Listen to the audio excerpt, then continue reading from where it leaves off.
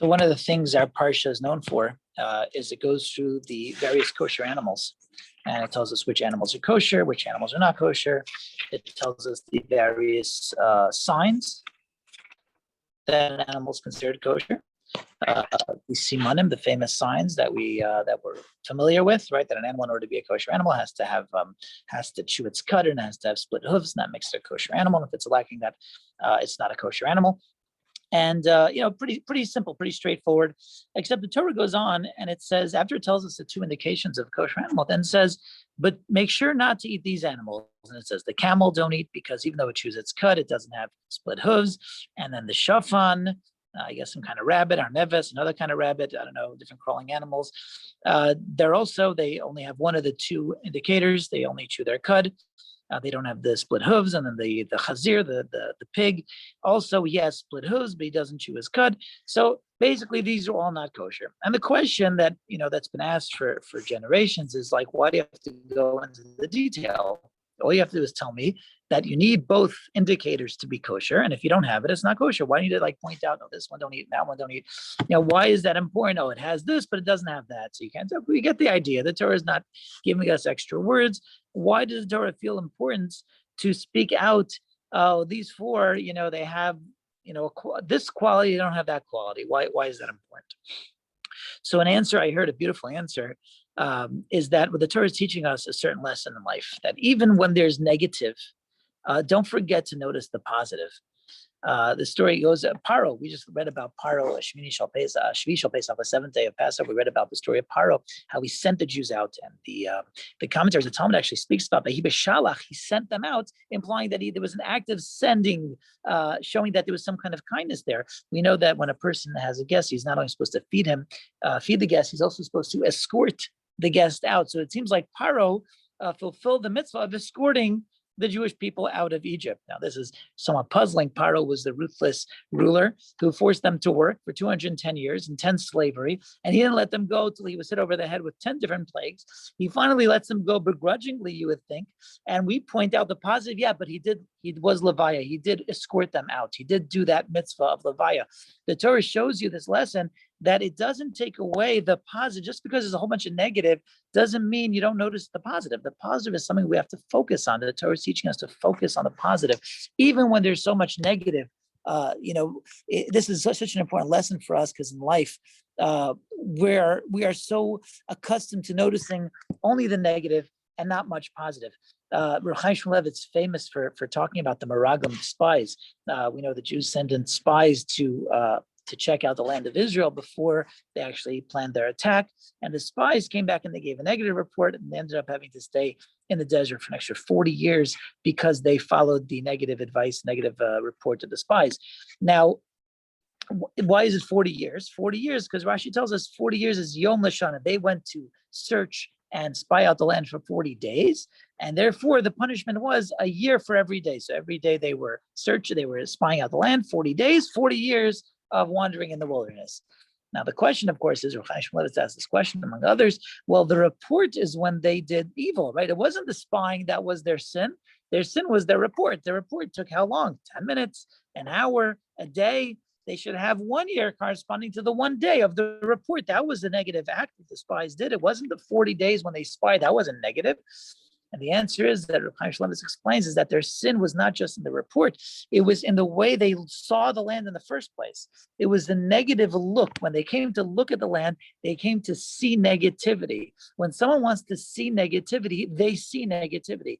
One can say that the source for all the negative speech that we have about others, we speak, badly about others, is because we try to see negativity.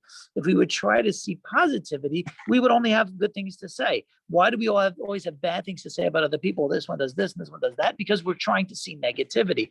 So it's pointing out that the spies, what they did wrong was the way they even came to look. If you're trying to see negative, you'll see negative. Even the manna that fell from heaven, the most amazing food of all time. It tasted like whatever you wanted. It had such amazing spiritual qualities to it.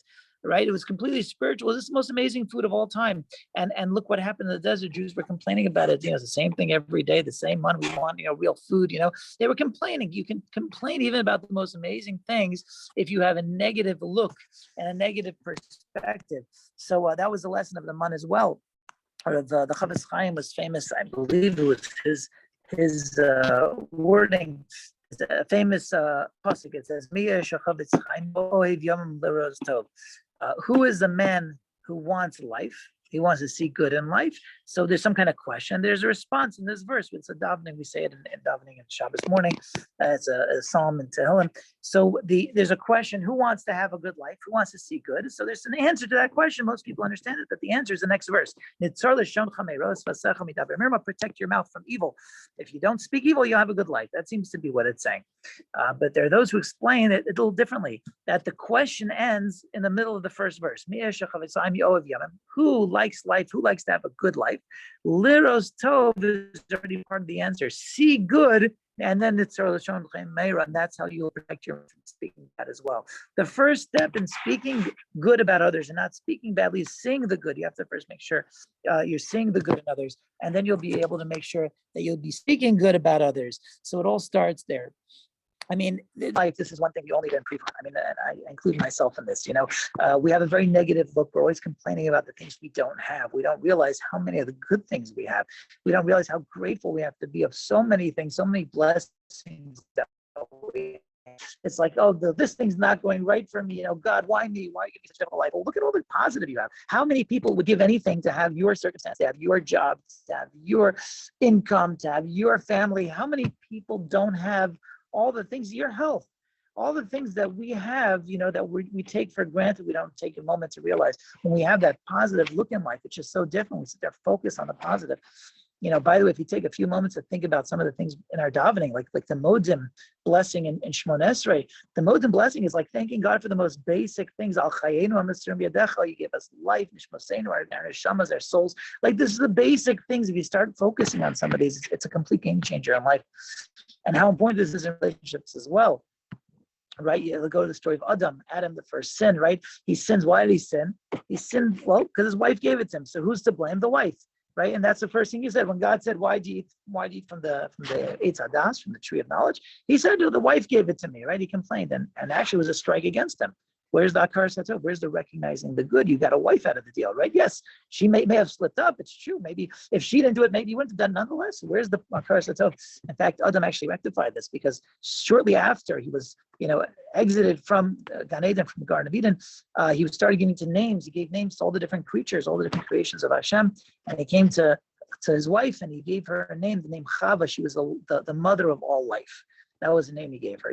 Even though he came to realize that, it's true she made him sin. It's true she brought death into the world, right? I mean, she really messed up big time, because that sin really did so much. He could have held it against her.